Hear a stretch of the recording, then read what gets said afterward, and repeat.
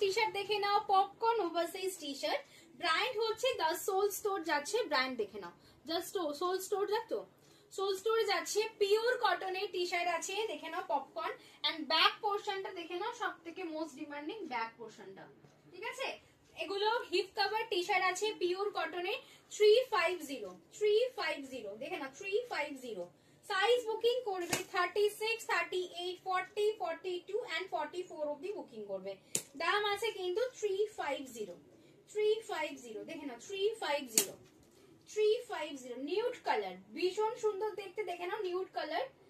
Price আছে 350। Black colour দেখে নাও, popcorn আছে, এটাও এটা ভীষণ সুন্দর off white colour, nude shade of white colour.